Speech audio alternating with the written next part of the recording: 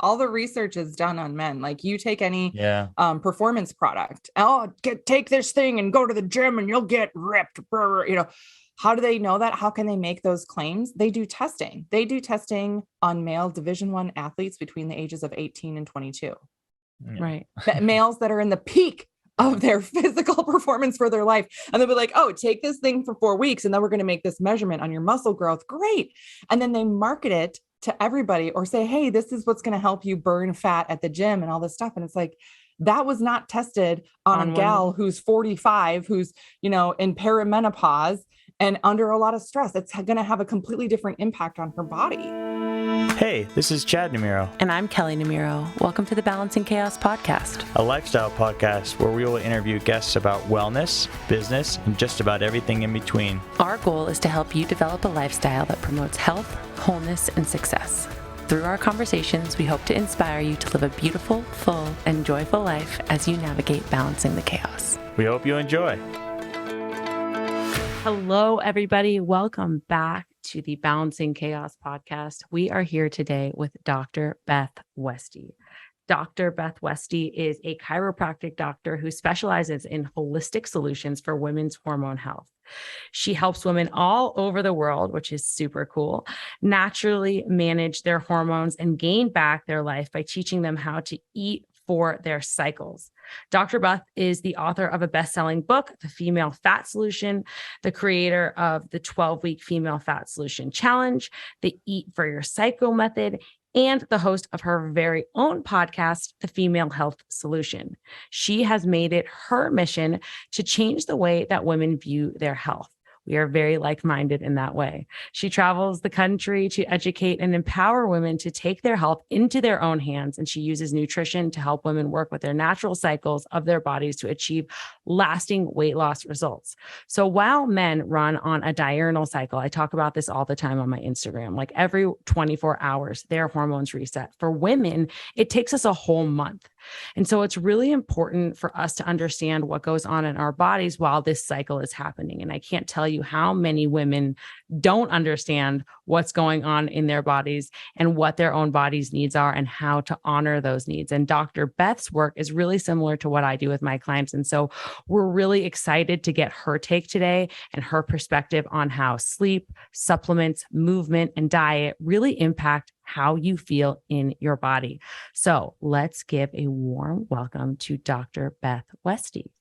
Thank you for being here. Yay. Thank you. That was like the nicest intro I think I've ever had on a podcast. Well, that makes me happy. I am so happy to hear that. You have so many beautiful accomplishments, and it's been such an interesting opportunity to dive into your body of work and to learn about everything that you are really taking on and teaching women how to take back their health into their own hands. I've really enjoyed the process of doing the research because it's really what I'm passionate about. And I think that you, like me, have made your mess your message from what I've read.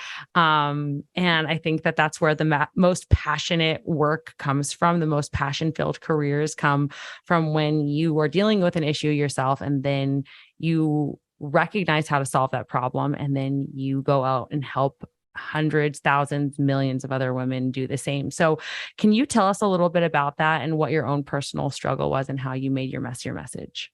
Yeah, absolutely. So, one of my, it like hit me across the face, moments was when I was actually struggling with ovarian cysts. So like my hormonal history was, I can't remember how old I was, but was told to go on birth control. I think it was like 14 or 15. Everybody's doing it. It's fine. Yep.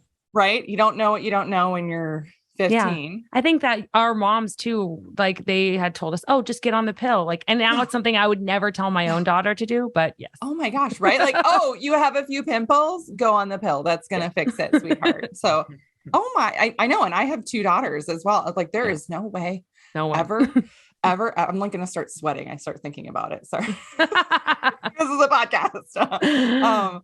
And I was in graduate school. So I'm a chiropractor by training, but I'm also certified in acupuncture and Chinese medicine. And that's awesome. Where I really draw a lot of my info from for women is and hormonal health. It actually comes from Eastern medicine and my training in Eastern medicine.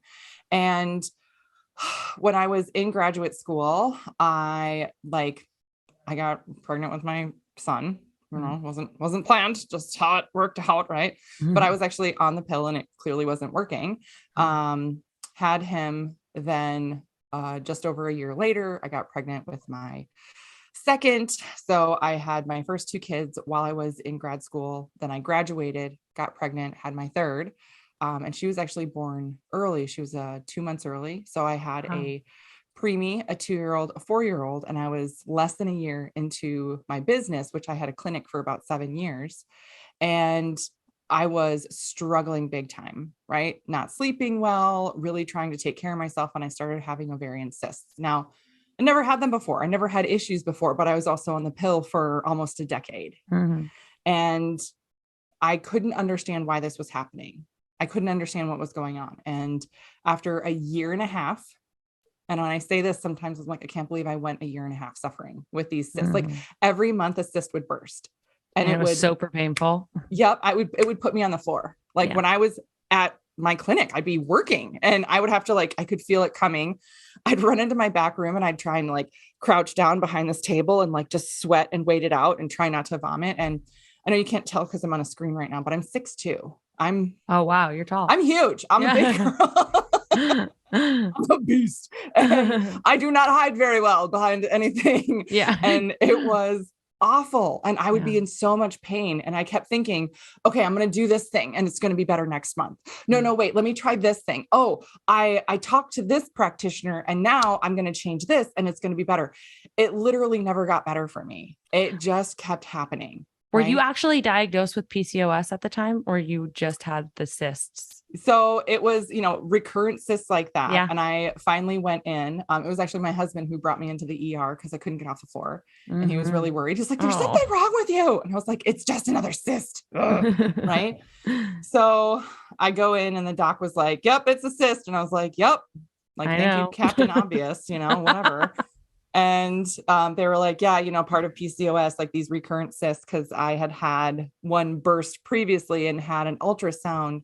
But since it was after, they could only see the remnant of it, but a lot of fluid in my abdominal cavity. So that was where a lot of the pressure and pain was coming from. But he was like, well, you're going to keep having cysts unless you go on birth control. So here's your birth control and here's your Vicodin, because even if you're on birth control, you can still have cysts. So there you go. And I was like, is there no other option? I was like, I am eating a pristine diet. I'm gluten-free, dairy-free, non-inflammatory, no sugars, no alcohol. I'm taking all these supplements.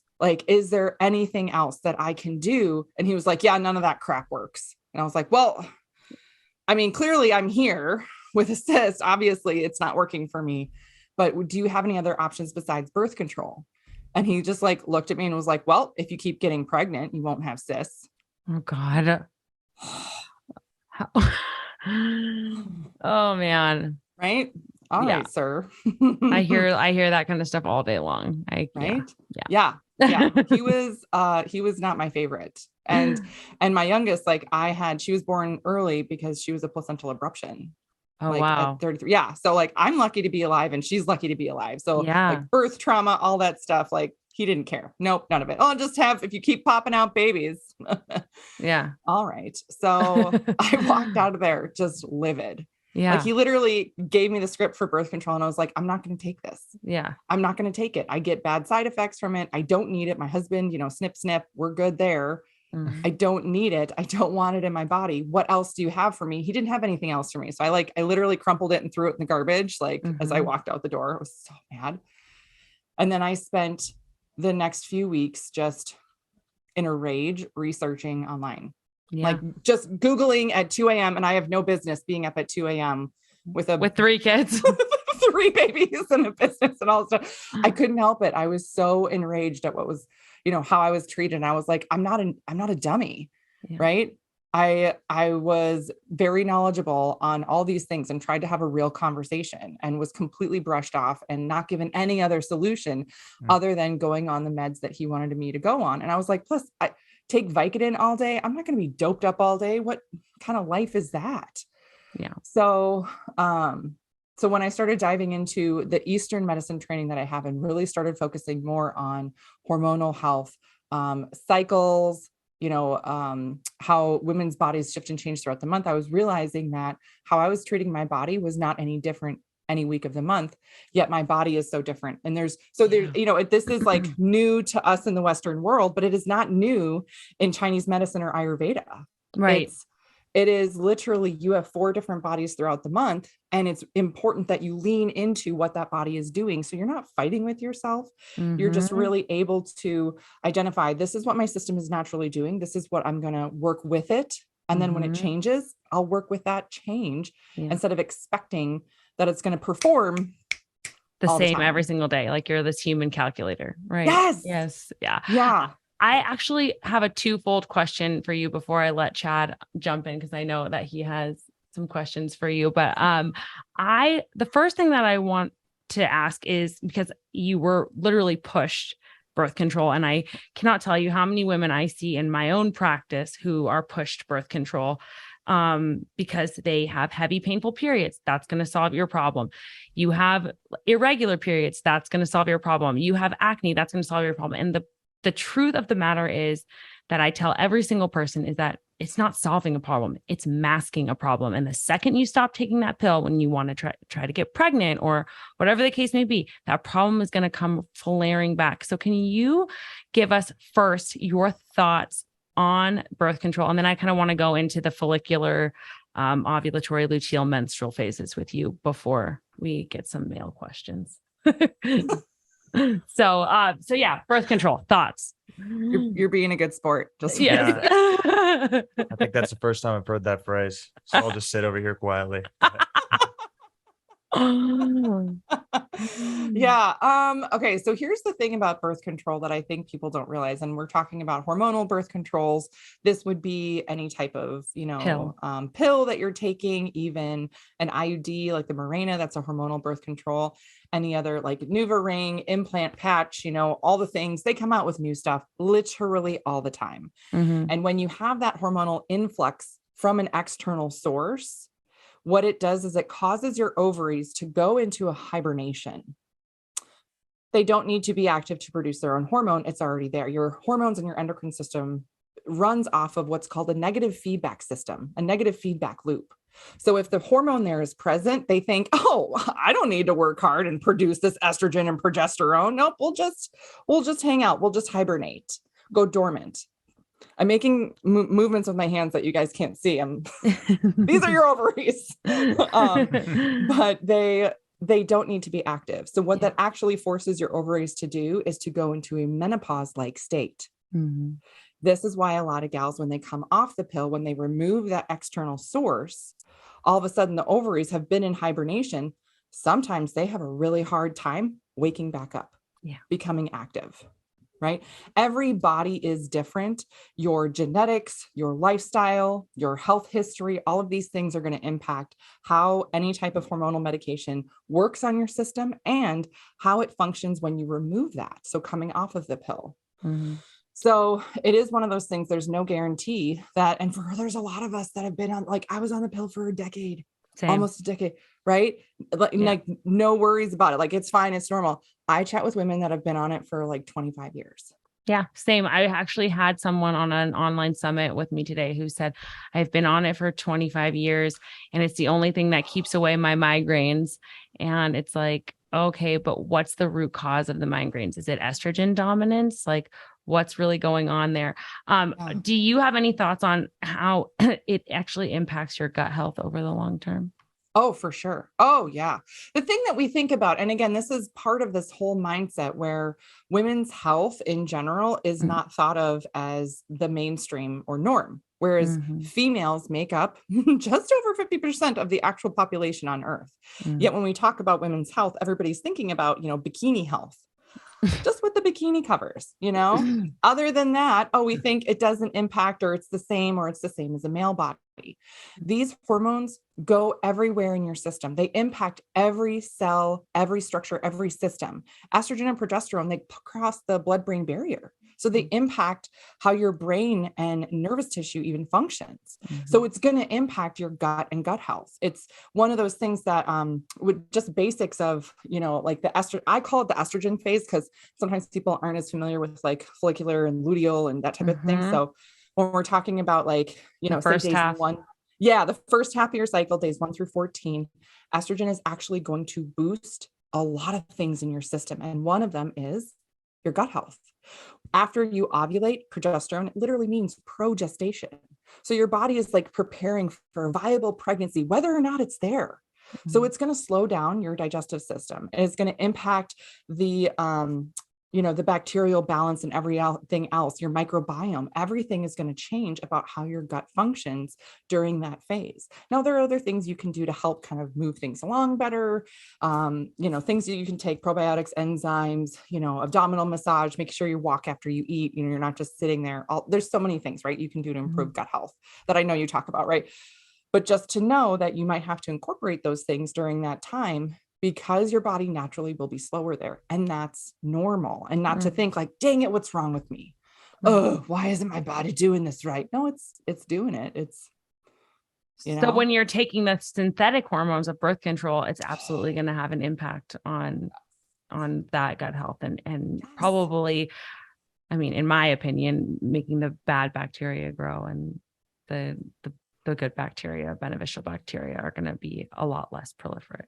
Yeah. Oh, big time, big time. And when you are on those types of birth control, having that external hormonal influx, it actually causes certain nutrient and mineral depletions in your body. Yeah. Those things are so important for gut health. Yeah. And it makes me bananas to be like, oh yeah, I've been on the pill for 25 years.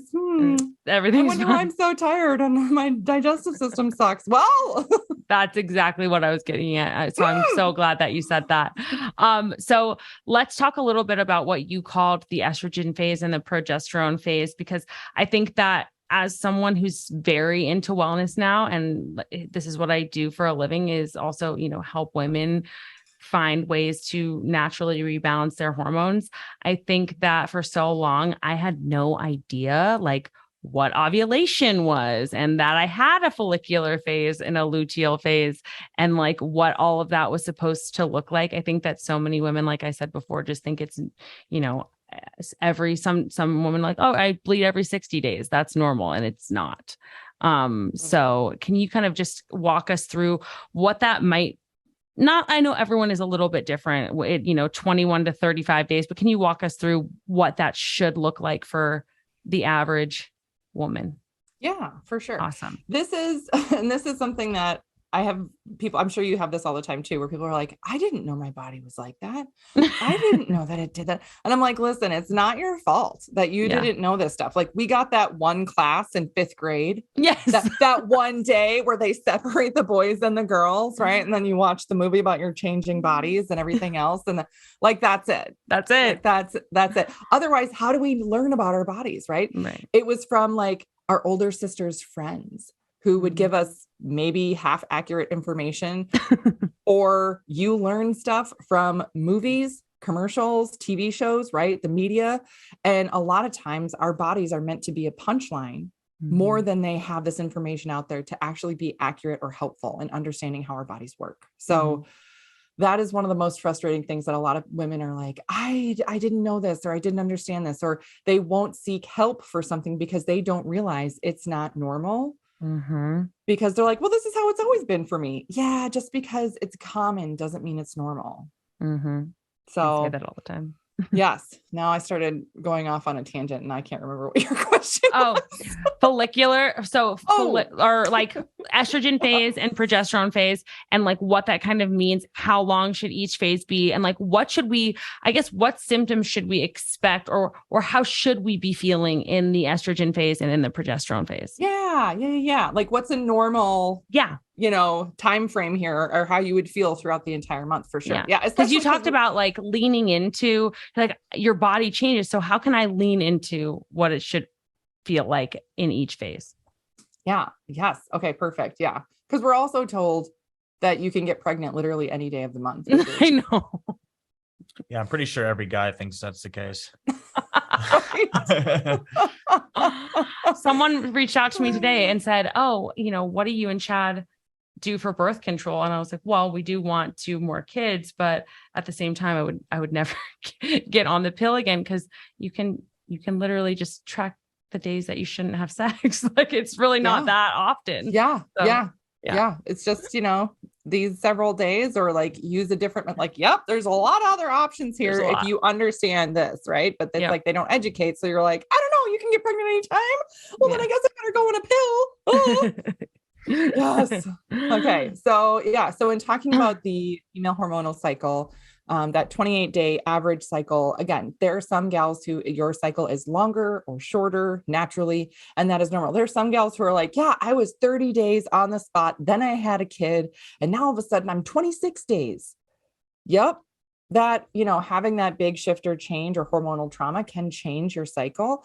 And that's okay. Right. As long as it's still regular, you're not having any major symptoms or that type of a thing. So day 1 is the first day of actual bleeding, not just spotting, not as it comes and goes. A lot of times gals don't realize too, if you have bleeding for a day or 2, and then it stops for an entire day and then starts again, like a full flow, that's a big signal that you have adrenal insufficiency or adrenal or cortisol issues. That's a great thing to call out for our audience, because I think that a lot of them are dealing with adrenal burnout. So thank you for saying that. Like, and what causes that? Stress. I Stress. was just gonna say the last 2 years. Any sort of stress. So whether it's physical stress, like not eating enough, over exercising, mental stress of a work, relationships, emotional stress, all of the types of stress, adrenal burnout can come from that kind of stuff. So yes. So basically the 21st century. Yeah. If you are alive and conscious for the last 2 years, stress. Yes. Yeah. So a lot of times women don't understand how to track their days of their active cycle, because they're like, well, I have it for 2 days. Then on day 3, it goes away, but it comes back on day 4 or 5.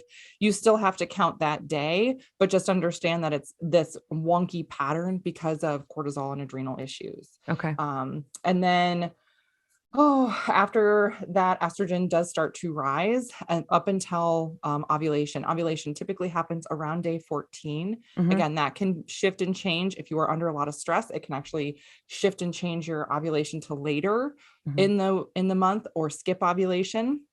And in those cases, that's where that estrogen doesn't have the counterbalance of progesterone, so it stays higher, leading to that excess estrogen or estrogen dominance issues. Okay. But if estrogen sometimes gets a bad rap, but if you have appropriate levels of it at the right time, like, this is the sweet spot of your cycle. Like, you will feel amazing. Your skin is going to be clearer, right? It produces extra collagen and hyaluronic acid. So you're going to even look like you're glowing a little bit with estrogen.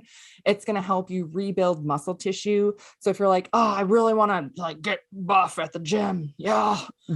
Perfect time to do it. Estrogen is your friend in helping build muscle tissue. If you want to increase performance, if you want to run a mile faster, this is the phase to really train that. If you want to start a new habit, if you are working on a new project, like I said, I have 3 kids.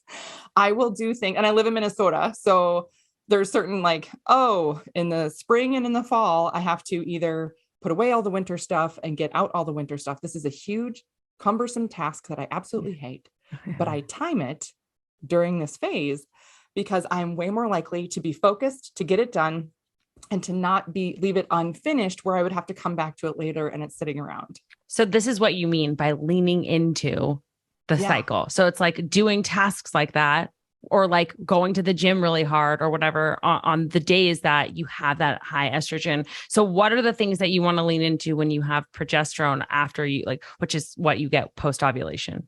Yeah. So post ovulation, progesterone rises, your body's focus completely changes. So it just slows everything down. It slows down your digestive system. It's going to slow down your process. It's going to take more time to have rest and recovery happen. Some people might notice that if you track your, if you have a watch or something, or an Oura ring that tracks your sleep phases, you might notice that your sleep patterns are different in this phase, or that you're not getting quite the deep sleep because it's different. It's just a different phase that your system is in.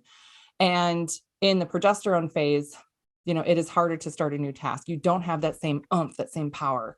I remember, I can't even tell you how many times I've gone to the gym and, and I've been an athlete my whole life, and like going in to lift or to do a workout. And I'm like, good Lord, I was here last week and I did the same workout or very similar workout. And I kicked butt at it. And now my legs feel like cement. I'm dragging butt around the gym. I can't get going. Yeah. I'm huffing and puffing. I'm not finishing my set as strong as I started. What is wrong with me? You took a different body to the gym that day. Yeah. Yeah. It's different. And I think that like I was talking about this earlier with a client, like it's more of the time, obviously, like you're saying, like you want to lean into that more restorative type exercise because your body's just not at the same place that it was, 2 weeks ago. But I think that what can happen is that for women who are unaware of that, they can kind of get into this shame cycle where it's like, why am I not doing as well? Why? Like, and they get really hard on themselves. Is there anything that you do with people when it comes to that, like mindset shifts, things like that? Yeah. Yeah. One of the biggest things I think when women realize it with themselves, they're like, oh my gosh, that makes sense. I don't feel crazy. And now I know I'm not being lazy at the gym. I'm just in a different phase. And if I want to do a max set on something, I'm going to wait 2 weeks until I'm in that estrogen phase and I can really kick it out. Yeah. But it's really educating people around them. The most common thing that I hear from gals is they're like, my husband or boyfriend or trainer or somebody, is like, oh, come on, you did this last week. Why can't you do it this week? Just, you need more motivation, or you just need to like buck up, cupcake, and it's, it can be frustrating because they're not living in your body and understanding how it shifts and changes. Yeah. Yet if you ask most men, if you're like, do you ever feel like you're married to 4 different women? They'll be like, yes. Do you? Maybe 2, 3. It's true though. Expectations around fitness are almost always linear. It's like everything should be perfectly linear, day over day, week over week, year over year. That's because that's how the male system is designed. Your hormones reset every 24 hours, mine reset every 28 days. So it's really different. And I think that in a society, we really, go off of a male standard. And so that's what I meant. I meant like it's applicable to women. Or at least that's my sense. For sure. Yeah. All the research is done on men. Like you take any performance product. Oh, take this thing and go to the gym and you'll get ripped. How do they know that? How can they make those claims? They do testing. They do testing on male Division I athletes between the ages of 18 and 22. Yeah. Right. Males that are in the peak of their physical performance for their life. And they'll be like, oh, take this thing for 4 weeks and then we're going to make this measurement on your muscle growth. Great. And then they market it to everybody or say, hey, this is what's going to help you burn fat at the gym and all this stuff. And it's like, that was not tested on a gal who's 45, who's, in perimenopause and under a lot of stress. It's going to have a completely different impact on her body. So the research is just not there at all. One of my favorite books around this, if anybody's like, oh my gosh, I'm having a light bulb moment, the book Doing Harm by Maya Doonesbury is a fantastic book where she talks about the history of like medicine in the US and how women are left out of and have been left out of studies for everything else. I mean, it wasn't until even 1993 that they passed a law that allowed women to be a part of pharmaceutical studies. I heard you talking about this on another podcast where you said that, and it was actually the case. Now, correct me if I'm wrong, that they actually were testing birth control pills on men up until that point. Yeah. That is insane. Was tested. I mean, think about this. If you were like, oh yeah, we're going to come up with this new prostate medication, but we're only going to test it on women. Doesn't that sound insane? Right? Like, doesn't that sound like crazy pants? Like, where am I? Right? No, that's what they did. That means that when all these birth controls hit the market and everything else, this is in, part of this is in this book. She talks about this. She dives into it, but I mean, Google it. This is what had me enraged at 2 a.m. when I was researching this stuff. It was the fact that 1993, the law was passed. That doesn't mean that half of the participants were female. Even now, less than 50% of all participants in any study are female. That means that it's not enough of a not enough data that's actually going to skew an outcome or to be included. They're considered outliers and they throw that data out when they look at it as a whole. Right. If you've ever done research or really looked at doing research, that's how they compile research can be, they can cook the books a little bit. Yeah, they can cook the books, I say.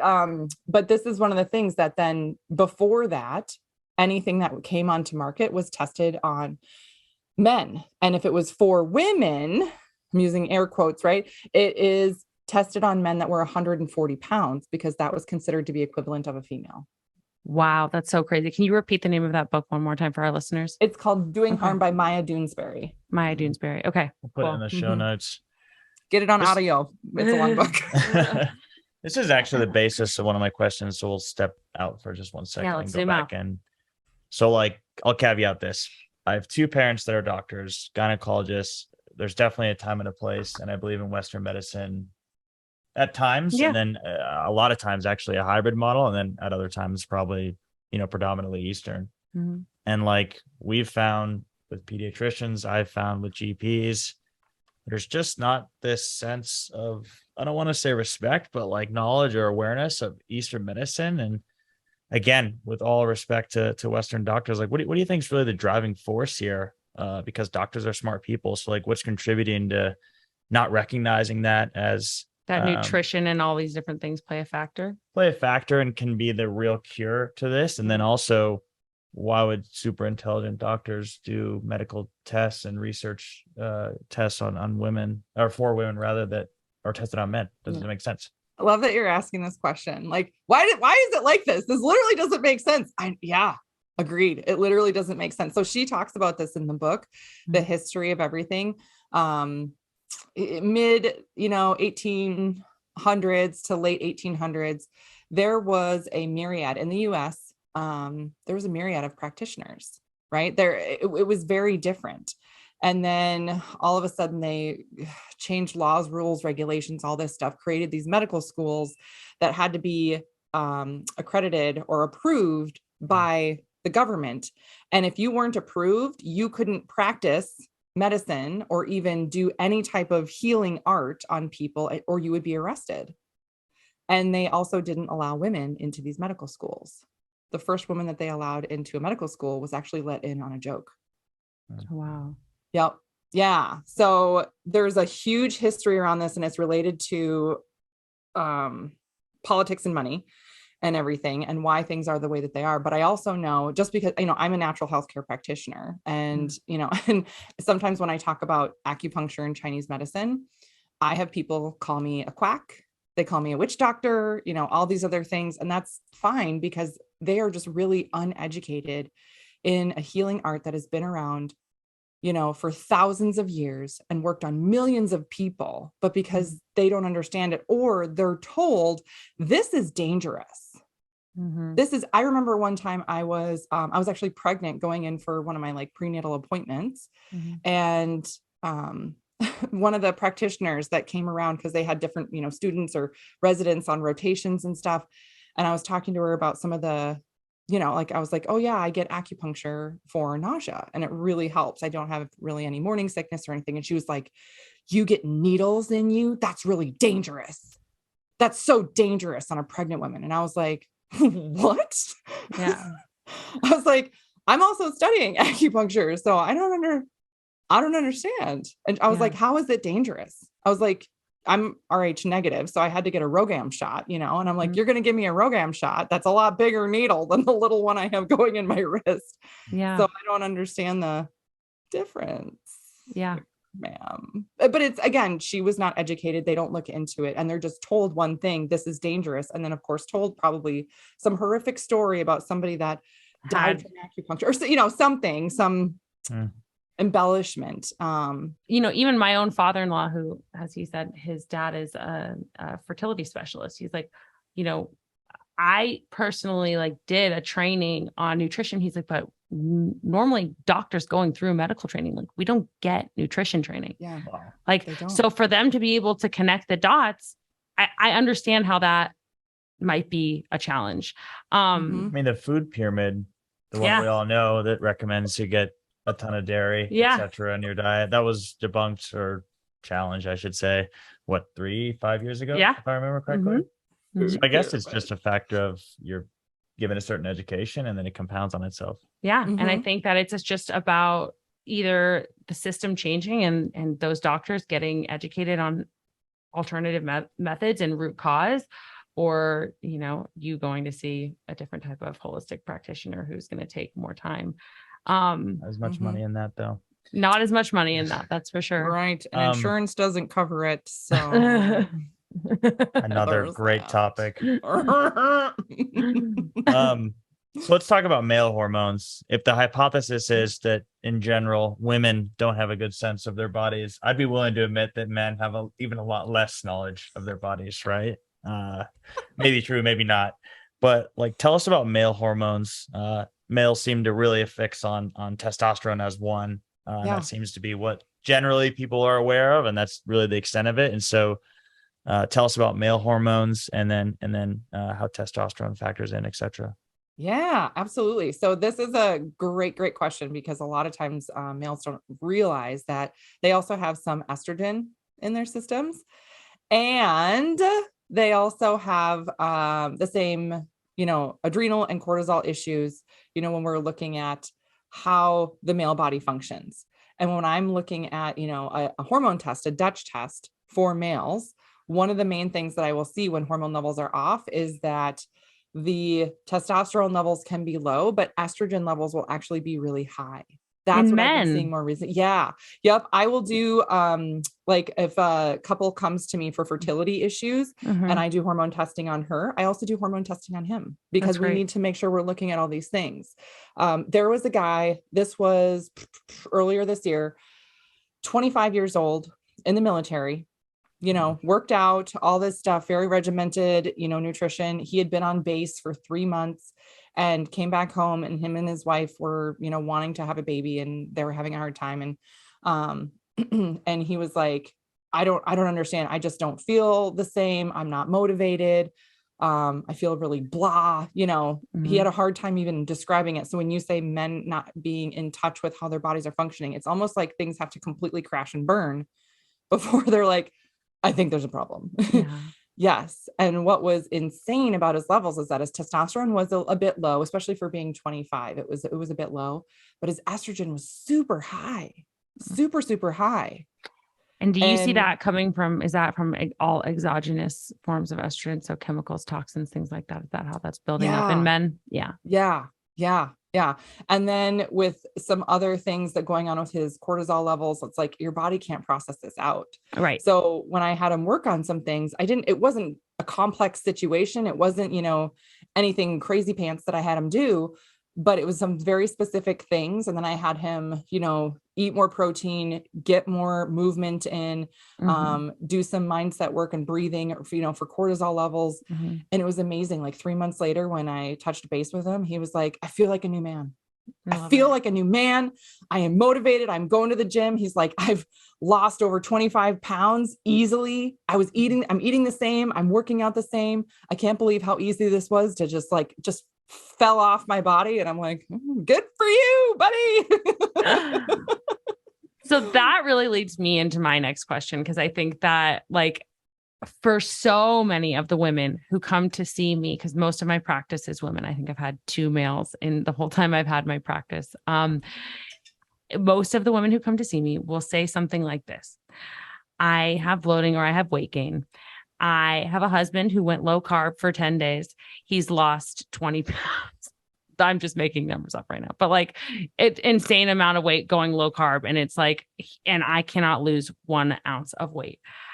So can you tell me, and I think I know the answer, but I want you to tell our audience what hormones are influencing that, and why is it different? Why is it so much easier for men than it is for women? Yeah. Men can sneeze and fart and drop 5 pounds. Yeah. Just like that. It's Chad literally can eat In-N-Out burger all day long and won't gain an ounce. It's just It's like the opposite effect. In high school, all I wanted to do was get bigger. I think it's finally caught up a little bit, but no, like, but it's still the very truth. hard. Literally, like he'll come home with like In-N-Out or Taco Bell, and I'm like, okay, that's not like a regular. Not all the time. Very, very rare. But I'm just saying, you eat what you want. You don't ever. You're not restricting yourself of calories. I eat Women 90% plants. I eat very little meat. But at sometimes, yes, I'll roll through it and out. But yeah, I'm talking about women who will come to me and they're like, I eat 1,000 calories a day. And my husband went low carb for a week and he's losing all this weight. I can't lose weight. Yeah. My husband cut out beer and only drinks beer 1 day a week instead of 5 days a week. And he's lost 20 pounds in a month. What the hell? Right. Yes, I know. I totally know what you mean. Well, it's a different overall and fundamental things with the male and female body and the history behind it. The female body is designed to store fat. Okay. It is just designed to store fat the way our, hormonal makeup is, the way our physical anatomy makeup is, right? Even though like women have cellulite, it's because the connective tissue and everything, it's like crosshatched like a lawn chair, right? It's perpendicular. For men, it's parallel. So it doesn't have those extra pockets to store fat. That's why females will always have cellulite and males will not. Their bodies are not focused on storing fat. So it's easier to kick on body fat storage things in your system. It's easy to, trigger those. And it does make a difference also how many diets that you've been on. If you have been dieting, and a lot of this again comes to how you were raised or the household you lived in, all these other things. Another conversation that is really tough for people to realize, like, my mom told me I was fat and she made me go on Weight Watchers when I was 12 and made me start running. I've heard some of the most horrible stories from women and they talk about it like it's normal. And I'm like, that's not normal. Yeah. And so you started dieting when you were 12, before your physical bone structure was done developing. You were restricting your nutrition before your, like the meat suit that you live in was done growing. You started restricting. That tells your metabolism a lot. And when you have repetitive diets that you've been on, and say you've been dieting for 20 years, every time you do it, it's less effective. Every time you do a calorie restriction, it's less effective. Every time you over-exercise, it is less effective.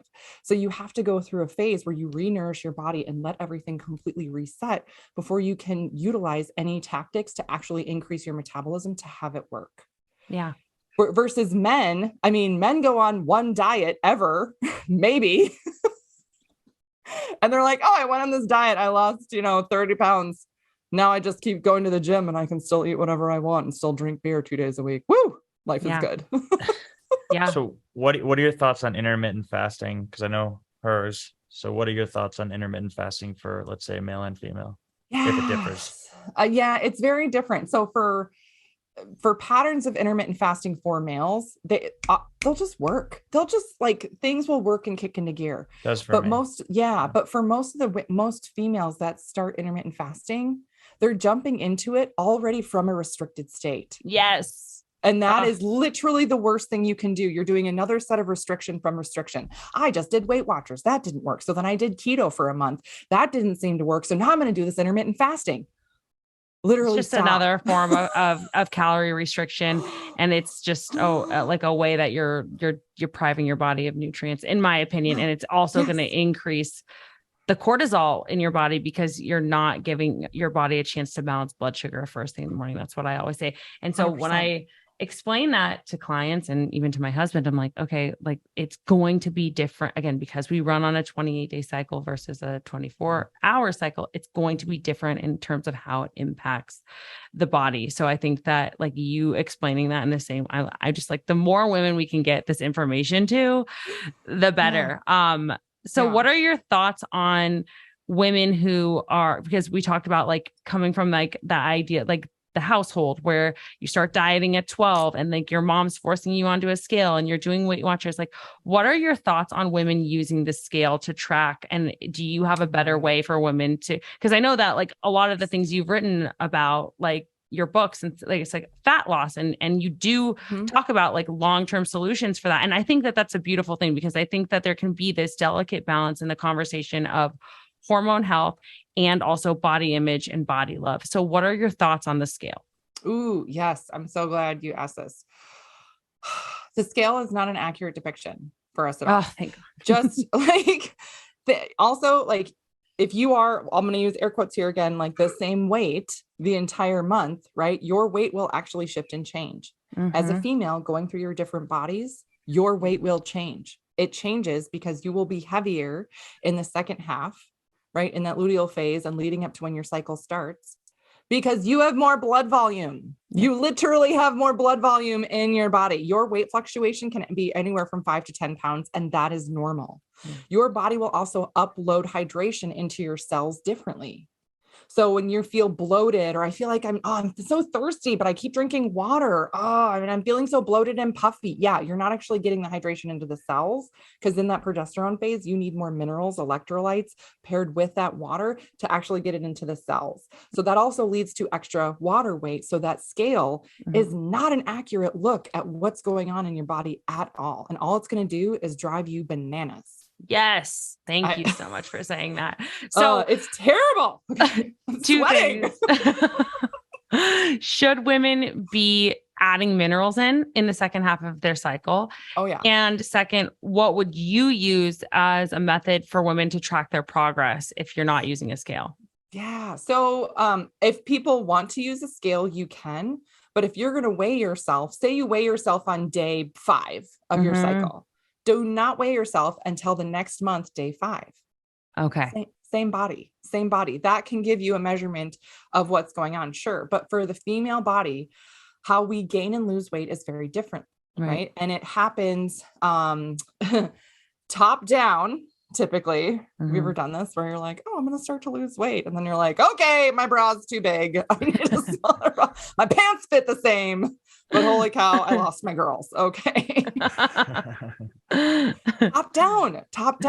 That's how it does. So, and measurements are going to change. Okay. You're going to shift and change your body composition. So, and this is, again, when we talk about lasting results and actual metabolism, women oftentimes, because they've done so much restriction and this pattern of women on average go on 4 different diets a year.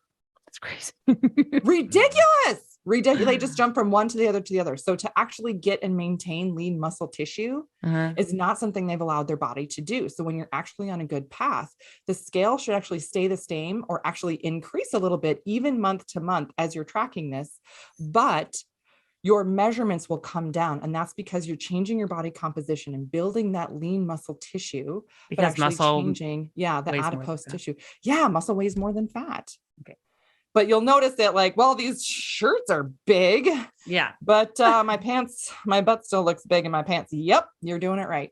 You're doing Amazing. it right. Amazing. I want to make sure to take care of the guys in the back. So I'll do it in like a rapid fire kind of true false mechanism. And then we can elaborate. So true or false, does testosterone in men naturally diminish as you age? Yes, it can. Testosterone is kind of a funny thing for males, because if you're not doing a lot to naturally take care of your hormones or endocrine health as you age, it can kind of bomb dive. Yeah. But things that actually increase testosterone are exercise, working out. I mean, men can watch a football game and have their testosterone rise. Yeah. So that was kind of my next question. Does diet greatly affect libido, sexual performance, etc.? 110%. Yes. 100%, right? Yes. Yep. Absolutely. And I think I've read and experienced, there's actually a really good argument for a plant-based diet. Like, it seems to go against everything culture teaches you. Protein. Yeah, well, that's a different issue. But, even a plant-based diet seems to increase libido, etc. Would you agree with that statement? There's, it can depend. Sometimes with not eating as plant-based, you're getting in a lot of stuff that are the endocrine disruptors, increasing that estrogen in the system, which then drives down libido. Yeah. So there is if you're getting clean meats, like harvesting it from the land, getting grass-fed, organic, like the best of the best, then it'll have less of an impact than if you're getting, hormone fed. Yeah. Because that's going to cause that estrogen to rise in a male body, which then drives down that libido fast. Yeah. Fast. And then the common consensus seems to be that rigorous exercise is really how you increase testosterone. Like, is that true? And to what extent does that factor into the whole equation? Like, I mean, that's always the argument of heavy lifting, like seems to be the narrative, especially for. Yeah, see, and this is, I know people focus so much just on testosterone, like male body just is made up with testosterone and nothing else, you know? So yes. And the thing is that they can measure this. Oh, look, this is you before you lifted. This is you after your testosterone went up. Oh, you're going to have to lift heavy all the time together. But does that help long-term? No. What about rest days? What about, you know, if you get injured or something and you can't, how is that taking care of your testosterone levels? So it becomes a matter of working with your adrenals and cortisol impact in your system, because if your cortisol levels are awful, you're not going to be able to naturally maintain a good testosterone. So yes, it's true that can boost testosterone, but it's not a lasting impact per se versus getting that whole hormone system balance going, estrogens, testosterones, and cortisols for the male body and getting everything in balance. That's a long-term lasting impact.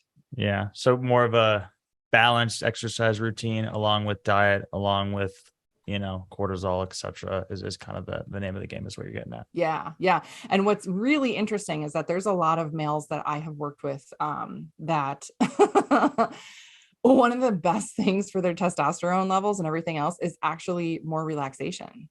Yeah. Like they won't realize that I didn't realize what an anxious person I was, you know, and like even their wife will be like, he is so different. He is so cool and calm and chill. Oh my gosh. Not worked up about this, that, or the other. Like, yup. When you really work on, you know, calming your stress levels, it has a huge impact on your hormonal health for men. Yeah. And it's fast. It is like a month of, you know, deep breathing challenge or, you know, doing 10 minutes of meditation a day has a huge impact. I literally tell him that all the time. I'm like, the days that you meditate or the days that you like take some time for yourself, I notice a huge difference. There's like three things anecdotally, I would say, just from my own experience. Definitely working meditation. Out. Yeah. Working out in the morning for me. And then very candidly, not drinking, limiting alcohol. Yeah. That's a big one. It's a big one. It makes such a difference in like how he shows up. Like it would for me too, but we're just talking about you right now. Yeah. So. Okay. So I know that we're on a time crunch. So Dr. Beth Westie, I have a few more questions for you and I'm going to do them in the rapid fire form that he just did with you, all about females. So first, because we were just talking about stress, so many of us women, I think most of us women walk around overcommitted, doing too much, to-do lists that are too long. It is never ending. And it's the way that stress impacts the female hormonal system, like is the same of what you were talking about with men. When we start to work on it, we notice a difference really fast. And I tell clients all about the hormonal cascade and how really adrenals and stress are the foundation for that healing. So if there's one thing that you could tell women who are overwhelmed, anxious, what would your first thing tell them to do? Oh my gosh, this is like a whole podcast in and of itself. Rapid fire this one. This question is giving me more stress. No, I'm kidding. The whole premise of like, you know, you fill your cup first. Yep. You know, all of that stuff. And I think there's a lot of women who wait till their health gets to be so bad and they only take care of it when it interferes with taking care of somebody else. Like your arm literally has to fall off before you'd go see somebody about it versus there's something a little wrong with my arm. I should go get that looked at. You know what I mean? Mm-hmm. And so when you notice something, pay attention to it. And if it comes up again, that's also something to really take note of. Your health is cumulative. Mm-hmm. So if there are things that are recurrent or you know this is happening again, you are going to get stuck in a really tough rut that is going to keep you stuck long term unless you stop and take care of it. And if you don't, at some point, your body's going to make you. You guys, this is such a good nugget to take stock and be aware of the things that keep happening, but also what I always say time and time again, fill your cup because nobody else is going to do it for you. You have to put yourself first because no one else will do it for you. Yeah. Okay. Don't fill it with alcohol. Not with alcohol, minerals and water. There is one thing that I think is a great suggestion for women to do. Like if you have a best friend, somebody who's really close to you that knows you really well, do regular check-ins with each other. That's great. Because nobody knows you better than them. So, I mean, like really, instead of just, regular chit chat things, I have somebody in my life to do this because I am the worst at this. And I know it. I know I'm the worst. I will let things go. She'll be like, how are things? I'll be like, I'm fine. No. Like, how are you doing? Like, are you noticing any weird symptoms? Do you have any weird rashes? Is your hair falling out? Like, tell me the things. And I'll be like, oh yeah. Well, maybe I've had some more hair loss recently. Huh? She's like, well, have you gotten your thyroid checked recently? No, maybe I should do that. Yeah. Let's do that now before you're half bald. Yeah. Yes. I think that having someone that you check in with, if you can't even because a lot of times we won't check, like you said, check in with ourselves. So having someone you can check in with is so good. Yeah. Tests or recommendations for people with really bad perimenopause / menopause symptoms, because while they're, like we said, common, those symptoms should not make you feel like you're put out from your own life. And then my other one would be for fertility and recurrent miscarriage. Like, what are the 2 top things you would tell someone you're seeing for those 2 things? Ooh.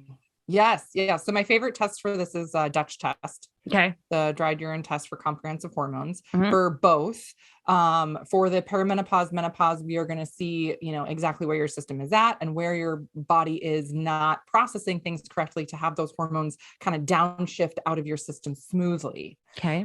There's a lot of, again, if you've had recurrent diets, things like that, a lot of stress, it is going to affect your adrenals and cortisol levels, which means that's going to be way harder for your system to transition through that time of life. And then when we're looking at fertility things, some of the biggest things that I see besides cortisol issues, I can't tell you, like one of my best friends actually is expecting her second now because she was like, I don't understand why I'm not getting pregnant again. And I was like, have you looked at your stress levels recently? Let's do that. Oh, they're terrible. Brought her stress levels down. Boom. Makes a big difference. But also looking at, especially with recurrent miscarriages and methylation issues in the body. Methylation. Such a good one to bring up. Yeah. This is something I see in making sure you're getting enough B vitamins, methylated B vitamins, thiamine, all this stuff. It can be the root cause of so many hormonal things that is missed a lot. Yes. My mom actually just got tested for that because she was dealing with some, like hormonal things. She was like, they were like, did you know that you have MTHFR? And I was like, Mom, I have the double mutation. So must have come. Yeah. So yeah, for sure. I think that that's a really good one to bring up because it's not something that a lot of people look at. So thank you for all of that. Thank you for being with us today. It was seriously so informational. I know that our listeners are going to love this. It has provided like a wealth and breadth of knowledge beyond what I always am talking about. So we really appreciate you coming on and we're going to have you on for round 2 because I feel like we both have way more questions. Definitely. Thank you so much. Yeah. Thank you for having me. This was great. Thank you. Thank you so much. Have a good one. Hey, thanks for listening. Please make sure you rate, review, and subscribe to the podcast. You can also connect with us on social media at Wellness by Kelley. Drop us a DM for who you want to hear from.